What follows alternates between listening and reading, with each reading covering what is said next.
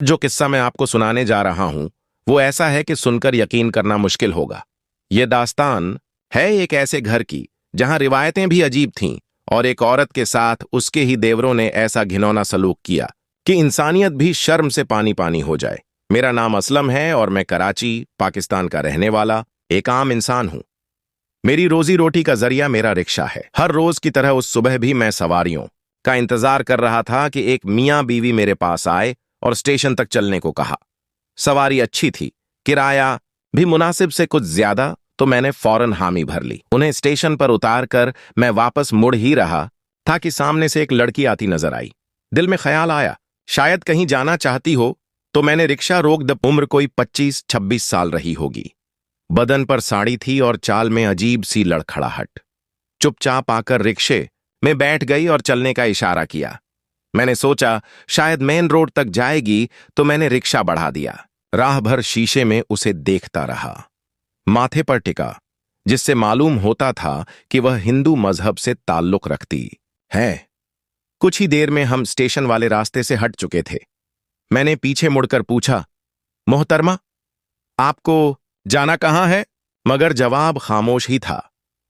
वो एक गठरी को अपने सीने से लगाए बैठी थी, जो शायद उसका इकलौता सामान था। मैंने फिर सवाल दोहराया तो बोली, आगे लिए चलिए। लगा जैसे शहर में नई आई हो, शायद रास्ता पहचान ले कहीं जाकर। मैं यूं ही रिक्शा चलाता रहा, यहां तक कि मेन रोड भी पीछे छूट गया। फिर मैंने दोबारा पूछा, मोहतरमा, कुछ तो बताइए, कहां उतरना है? इस बार उसकी आवाज आई, जहां कोई मुसलमान बस्ती हो वहां मुझे उतार दें। मैंने कहा, यहां तो हर तरफ मुसलमान हैं, मगर कोई पता या नाम तो दीजिए। उसने नजरें झुका लीं और रंधे हुए लहजे में बोली, मुझे कहीं नहीं जाना, जहां आपका दिल करे वहीं छोड़ दीजिए। उसके लहजे ने मुझे चौंका दिया। मैंने थोड़ी नाराजगी से कहा, अगर मंजिल नहीं मालूम तो सफर क्यों किया? बस इतना सुनना था। वो फूट फूट कर रोने लगी। उसके आंसू मेरे दिल को पिघलाने लगे। मैंने पलट कर देखा तो वह किसी फूल की तरह ताजा, आंखों में गहराई और दर्द, जैसे एक सदी का सन्नाटा समा गया हो। मैंने नरमी से कहा, देखिए मोहतरमा, मेरा मतलब यह नहीं था। आप जहां कहेंगी मैं बगैर किराए के पहुंचा दूंगा, बस इत्मीनान से बताइए। वो लरजती आवाज में बोली, मेरा इस दुनिया में कोई नहीं, ना कोई ठिकाना, ना कोई सहारा। मुझे अपने साथ ले चलिए, चाहे तो नौकरानी बना लीजिए, बस 2 वक्त की रोटी दे दीजिए। मैं कभी कोई शिकवा नहीं करूंगी।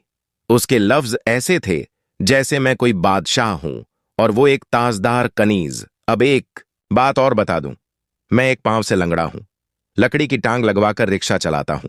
यही वजह थी कि गांव में कोई मुझे रिश्ता नहीं देता था। कौन अपनी बेटी किसी लंगड़े बेरोजगार आदमी को देगा? मगर उस वक्त मैंने सोचा, शायद यह मेरा मुकद्दर है। मैंने उससे कहा, अगर तुम्हें कोई ऐतराज नहीं तो मैं तुमसे निकाह करने को तैयार हूं। चाहो तो अभी चलो, और अगर कुछ वक्त चाहिए तो तारुल अमान में ठहर जाओ। जब दिल से इत्मीनान हो जाए तब मुझे बताना। यह सुनते ही उसकी आंखों में एक अजीब सी चमक उभर आई। बड़ी मासूमियत से बोली, आप बहुत अच्छे इंसान हैं साहब, मुझे और क्या चाहिए? आप मुझसे निकाह कर लीजिए, मैं इसी वक्त तैयार हूं। उसकी सादगी और भोलेपन पर मेरी बेख्तियार मुस्कुराहट छूट गई। दिल में एक ख्याल आया, अगर यह लड़की चंद लम्हों में मेरी जिंदगी में इतनी रोशनी भर सकती है तो उम्र भर साथ रहे तो क्या आलम होगा। यही सोचकर मैंने अपने वकील दोस्त नासिर भाई को कॉल किया और उन्हें तमाम सूरत हाल से आगाह किया। उन्होंने थोड़ी देर खामोशी के बाद नरमी से कहा, असलम भाई, मामला नाजुक है, सोच समझकर फैसला लीजिए। मगर फिर बोले, आपकी बातों से इत्तेफाक रखता हूं। दिल गवाही देता है कि यह लड़की साफ दिल और मासूम है। मशवरा तो उनका काम था, वो दे दिया। फिर बोले, उसे लेकर कचहरी आ जाइए। अब तक मैंने उसका नाम भी नहीं पूछा था। कॉल खत्म करते ही मैंने नजरों से उसे देखा और नरमी से पूछा, आपका नाम? हौले से मुस्कुराते हुए बोली, प्रिया। उसका नाम भी बिल्कुल उसकी तरह सादा मगर पुरसुकून। मैंने रिक्शा मोड़ा और 10 मिनट के अंदर कचहरी पहुंच गया। वकील दोस्त के चैम्बर में दाखिल हुआ तो सबसे पहले उन्होंने मिठाई की फरमाइश की, जिसे मैंने हंसते हुए निकाह की दावत से पहले की मिठास कहकर टाल दिया। फिर उन्हें दोबारा बताया कि मैं इस लड़की से निकाह करना चाहता हूं। उन्होंने हमें दफ्तर में बुलाया, चाय पानी का बंदोबस्त किया, 2-3 दोस्तों को बुलाया और निकाह रजिस्टर ऑफ काजी का इंतजाम भी करवा दिया। हज नासिर भाई के दफ्तर में 4 लोग बैठे थे। मेरा दिल चाहा काश प्रिया के पास कोई दुपट्टा या चादर होती जिससे वो सर ढक लेती, मगर उसने साड़ी पहन रखी थी और उसकी लंबी चोटियां कमर पर लहरा रही थीं। मैंने दिल को मना लिया और सब्र किया। निकाह के वक्त पता चला कि प्रिया ने चंद रोज पहले इस्लाम कबूल किया है। उसे अब तक ना नमाज का इल्म था ना रोजों का, मगर मुझे कोई हैरत नहीं हुई। उसके हुलिये से जाहिर होता था कि वह अभी नए सफर पर निकली है। नासिर भाई ने एहतियातन एक सवाल किया, क्या आप कुंवारी हैं? उसने जवाब देने के बजाय चुप्पी इख्तियार कर ली। नासिर भाई ने उसकी शर्मोहिया को ही जवाब मान लिया और निकाहनामे की तहरीर मुकम्मल करवा दी। इस तरह हम मियां बीवी के मुकद्दस बंधन में बंध गए। उस लम्हे मुझे ऐसा महसूस हुआ जैसे मेरी जिंदगी में एक नया सूरज निकल आया हो। वो लोग जो कहते थे कि मेरी लंगड़ाहट और गरीबी के चलते मुझे कोई बीवी नहीं मिलेगी, अब जब वह प्रिया को मेरे साथ देखेंगे तो यकीनन हैरत में पड़ जाएंगे। मैंने सोच लिया था कल ही रिक्शा से छुट्टी लूंगा और प्रिया को अपने गांव ले जाऊंगा। मैं उसे अपने रिश्तेदारों से मिलवाऊंगा और दुनिया को दिखाऊंगा कि अल्लाह ने मेरे मुकद्दर में भी एक हसीन वफादार बीवी लिखी है जो शक्ल सूरत में लाजवाब और दिलो जिगर से पाकीज़ा है। निकाह के बाद जो एहसासात होते हैं वो बयान से बाहर हैं। मुझे यकायक प्रिया से मोहब्बत महसूस होने लगी थी। मैंने बाजार से एक शॉल खरीदी, उसे रिक्शा में बिठाया और अपने घर ले आया। घर पहुंचकर मैंने अपने हाथों से चाय बनाकर उसे पेश की। वो चाय पीते ही ताजगी से खिल उठी। मैं खुद भी थका हुआ था, मगर खुशी की शिद्दत ने हर थकान को भुला दिया। मैंने उससे कहा, तुम यहीं ठहरो, मैं तुम्हारे लिए नए कपड़े लेकर आता हूं। पता नहीं क्यों वो मुझे उन्हीं पुराने कपड़ों में ठीक नहीं लग रही थी। मैं बाजार गया और अपनी जमा पूंजी का करीब आधा हिस्सा सिर्फ प्रिया पर खर्च कर दिया। नए कपड़े, खाने पीने का सामान और कुछ जरूरी चीजें लेकर वापस आया। घर पहुंचा तो देखा वह चुपचाप बैठी थी, मेरी राह देखती हुई। मैंने मुस्कुराते हुए कपड़े दिए और कहा, हाथ मुंह धो लो, तब तक मैं खाना लगाता हूं।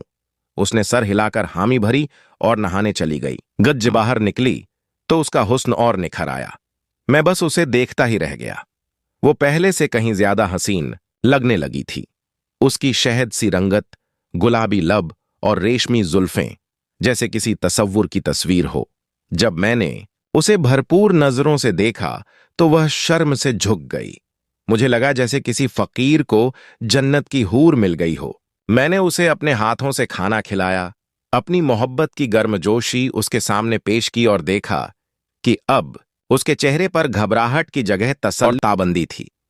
मुझे खुद यकीन नहीं हो रहा था कि महज 2 घंटे में मेरी तन्हा जिंदगी इस कदर बदल जाएगी। ऐसा लगता था जैसे मैं किसी हसीन ख्वाब में हूं जिससे जागना भी गवारा नहीं। मेरा वही छोटा सा कमरा जिसमें कभी मैं अकेला रहा करता था, अब वहां मेरी तन्हाई की जगह एक हमसफर का नूर बिखरा हुआ था। मेरे साथ बैठी थीं तो मुझे महसूस हुआ कि मैंने शायद दुनिया की सबसे बड़ी नेमत हासिल कर ली है। हमारी रातें और दिन एक खुशियों भरे खुमार में डूबे रहते। मैंने प्रिया का नाम फातिमा रख दिया था, एक पाक, रूहानी और मोहब्बत भरा नाम। जब भी मैं उसके खानदान या गुज़श्ता जिंदगी के बारे में पूछता, वो बात को या तो टाल देती या यूं खामोश हो जाती कि मैं दोबारा पूछने की हिम्मत ना कर सकूं। मैं उसे बेचैन नहीं करना चाहता था, इसलिए ज्यादा इसरार भी नहीं किया। मैं वैसे भी मुस्तकबिल या माजी से ज्यादा हालात हाजिर में जीने वाला इंसान हूं। मैंने अपनी तमाम तवज्जो हमारे रिश्ते पर मरकूज कर दी। एक रोज मैंने फातिमा को करीबी पार्क घुमाने ले जाने का इरादा किया। उसने बताया था कि उसका ताल्लुक किसी गैर मजहबी कबीले से है जहां अजीबो गरीब रस्मो रिवाज चलते हैं और औरतों को रेयरली घर से बाहर निकलने दिया जाता है। शहर उसके लिए एक नया जहान था। उसे पार्क ले जाकर मैंने उसकी आंखों में बचपन की मासूमियत और ताजगी देखी। वो झूलों को देखकर मुस्कुराई, मगर उन पर बैठने से हिचकिचा रही थी। मैंने भी जिद नहीं की। हम पार्क से निकलकर एक ढाबे पर बैठे थे कि मैंने महसूस किया एक शख्स हमें बराबर घूर रहा है। उसकी दिलचस्पी मुझसे कहीं ज्यादा फातिमा में थी। मैं वैसे लड़ाई झगड़े से गुरेज करने वाला शख्स हूं और शहर की यह बातें आम हैं, मगर उसका घूरना अब नाकाबिले बर्दाश्त होता जा रहा था। वो शख्स अब फोन पर कुछ लिख रहा था। फिर अचानक फोन कान से लगाकर कहने लगा, हाँ रे बबलू, बहुत बड़ी खबर है तेरे लिए, स्टेशन पे आ, सब बताता हूं। यह कहकर वह फोन बंद करता है, हमारी तरफ देखना छोड़ देता है और ढाबे से बाहर चला जाता है। फातिमा इन तमाम बातों से बेखबर थी, मगर मेरा दिल एक अजीब से बेचैनी और खदशे में गिरफ्तार हो चुका था। हमने जल्दी से खाना खत्म किया और मैं उसे लेकर बाहर निकल आया। रास्ते में मुझे लगा कि कोई हमारा पीछा कर रहा है, मगर जब भी मैं पलट कर देखता सब कुछ आम ही लगता। समझ नहीं आ रहा था कि यह मेरा वहम था या हकीकत। तकरीबन 1 घंटे बाद हम घर पहुंच गए। उस वक्त मगरिब की अजान हो रही थी। मैंने फातिमा से कहा कि मैं नमाज पढ़ने मस्जिद जा रहा हूं और सख्त हिदायत दी, कोई भी आए दरवाजा मत खोलना, अगर मेरा नाम भी ले तो कहना कि नमाज पढ़ने गया हूं।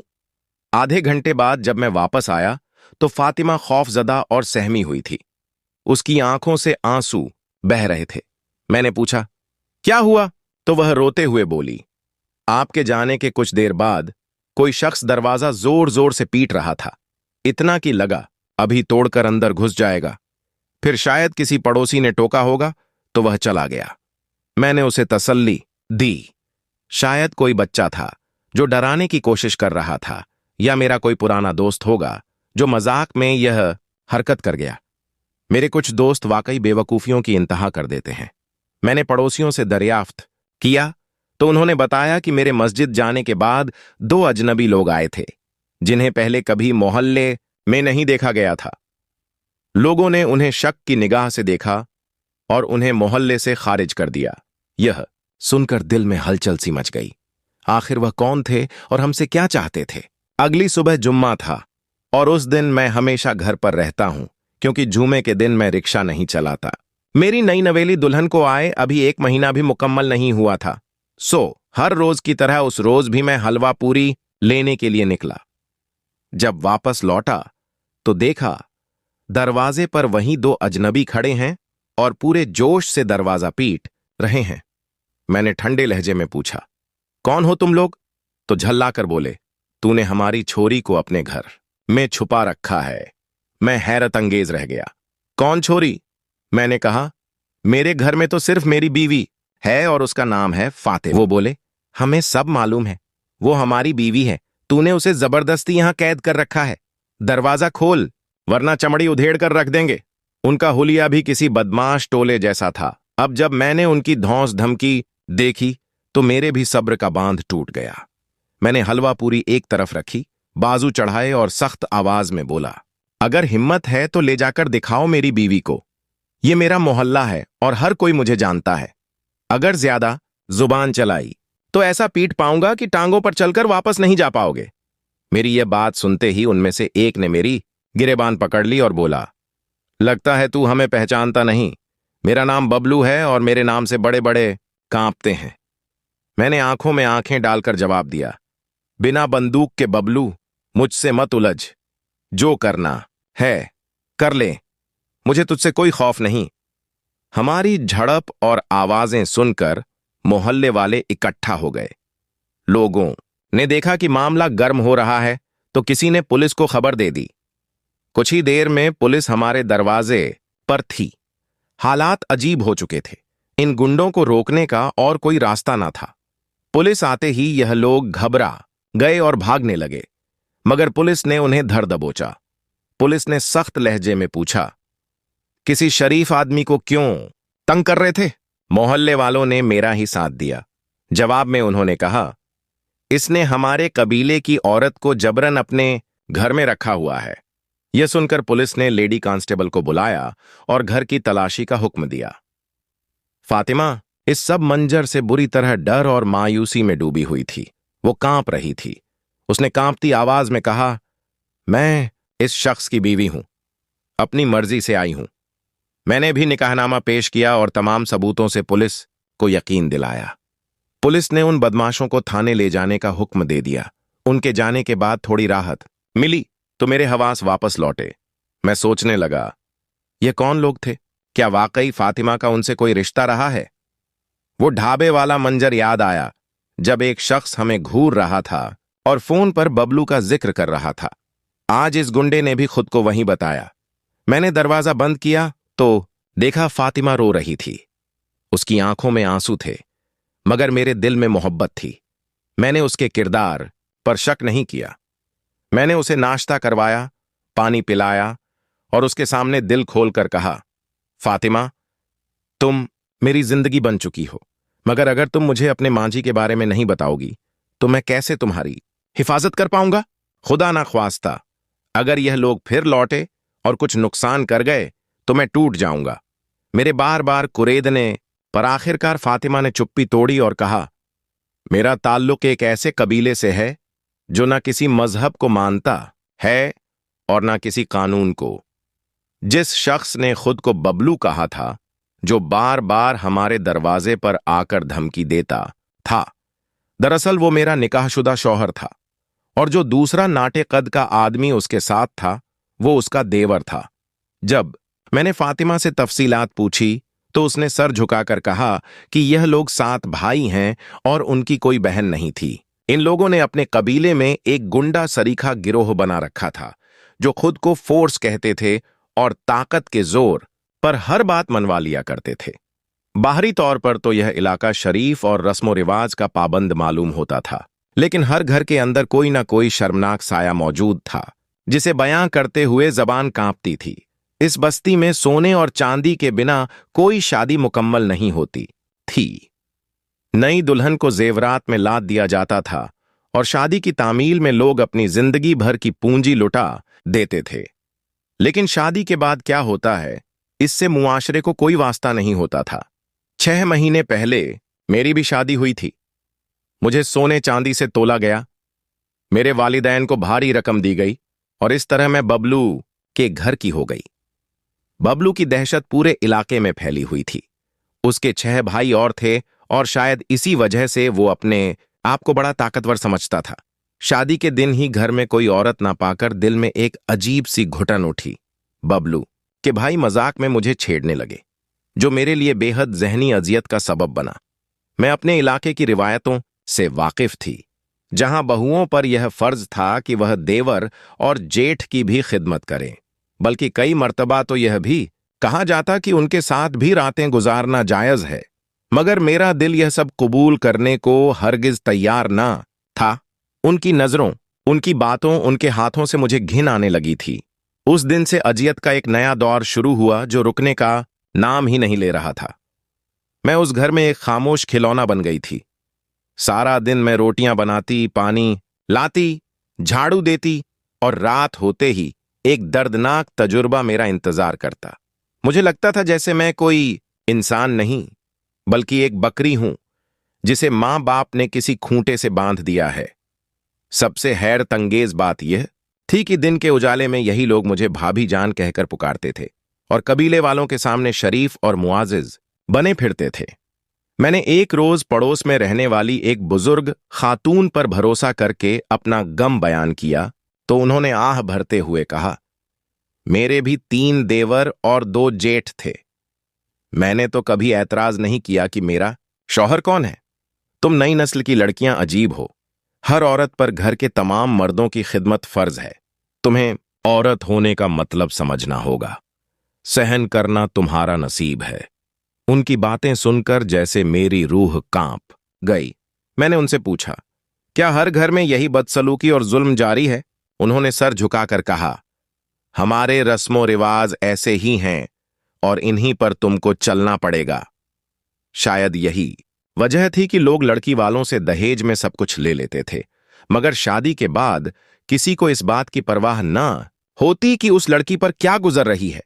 मुझे बचपन से ही किसी पाक रूह की रहनुमाई हासिल रही होगी जो इस गंदगी को कभी कबूल नहीं कर सकी। मैंने फैसला किया भाग जाने का, मगर कहां जाऊं यह नहीं मालूम था। बस्ती से कुछ दूर एक चौराहा था जहां बसें खड़ी थीं। मैं बिना सोचे एक बस में चढ़ गई। दिल में बस एक खौफ था, कहीं फिर से उसी अंधेरे में ना लौट जाऊं। सफर तवील था, लेकिन दिल को सुकून मिला कि अब मैं उस नर्क से तो दूर निकल आई हूं।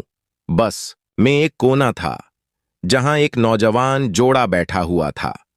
मर्द के चेहरे पर रोशन दाढ़ी थी और औरत ने स्याह बुर्का ओढ़ रखा था। मैं उन दोनों को हसरत और हैरानी से देख रही थी। कितनी सादगी, कितनी पाकीज़गी थी उन दोनों में। अचानक मेरी नजर सामने वाली सीट पर बैठे एक बेहयाई से भरे मर्द पर पड़ी। वो निगाहें जमाए उस बुर्का पोश औरत को घूर रहा था, मगर जैसे ही उस औरत के शौहर ने उसे देखा, गजब का तूफान उसके चेहरे पर उतर आया। गैरत और हिफाजत की सूरत बनकर वो उस आदमी पर बिजली की तरह टूट पड़ा। उसने उसे खुलकर डांटा और फिर कंडक्टर समेत बस का सारा अमला उस बेहयाई पर चढ़ दौड़ा। आखिरकार उसे बस से बाहर निकाल दिया गया। उसी लम्हे मैंने दिल में फैसला कर लिया, अगर शादी करूंगी तो किसी मुसलमान से, जो अपनी बीवी को हिफाजत और इज्जत देता है, ना कि बाजार की चीज समझता है। यही वजह थी कि जब मैं आपकी रिक्शा में बैठी तो मैंने कहा था, किसी मुसलमान बस्ती में उतार दीजिए। और जब आपसे मुलाकात हुई तो आपकी आंखों में जो सुकून और शराफत थी, उसे देखकर मेरा दिल गवाही देने लगा। हां, यही है वो शख्स जो मेरी पनाह बन सकता है। आपने जब बबलू से लड़ाई की तो मेरे दिल में एक एहसास इत्मीनान जागा, जो मैं कभी बयान नहीं कर सकती। मैं आपकी दीवानी हो गई, मैं आपकी कर्जदार हो गई हूं। मेरी गलतियों को माफ कर दीजिए। मैं उम्र भर आपको अपना सरताज बनाकर रखूंगी, अगर कहें तो जान भी दे दूंगी, मगर खुदा के वास्ते मुझे खुद से जुदा मत कीजिए। वाकई इस्लाम कितना अजीम मजहब है, जहां औरत को सिर्फ इज्जत नहीं बल्कि अमानत समझा जाता है। मैंने फातिमा को अपने सीने से लगा लिया और उसे यकीन दिलाया, तुम मेरी बीवी हो, मेरी इज्जत हो और हमेशा रहोगी। तुम्हारी सच्चाई की मैं कद्र करता हूं, कभी भी तुम्हें अकेला नहीं छोड़ूंगा। इसके बाद मैंने उसे कुरान पाक पढ़ना सिखाया, कलमा शहादत याद कराया और नमाज के उसूल भी बताए। अब फातिमा पाबंद नमाज है। वो अपने अतीत को भूल चुकी है और नई जिंदगी को गले लगा चुकी है। हमने वो पुराना इलाका छोड़ दिया और एक नई जगह, नई शुरुआत की। उसके आने के बाद मेरी जिंदगी में बरकत ही बरकत हो गई। पहले एक रिक्शा था, अब 4 रिक्शे हैं। अच्छी खासी आमदनी है, रोजगार में तरक्की हो रही है। मुझे पूरा यकीन है यह सब अल्लाह का करम है, जो मुझे फातिमा के नसीब से नसीब हुआ। अगर मैंने उसे ठुकरा दिया होता या उसके साथ बेरुखी की होती तो शायद यह सब कद्र भी मुझसे दूर हो जाता। आज वो मेरे साथ खुश है, मुतमिन है। हमारे 2 प्यारे बच्चे हैं, 4 रिक्शे हैं और एक पाक मोहब्बत से भरी जिंदगी। दुआ है कि अल्लाह हमारी जोड़ी को सलामत रखे। आमीन।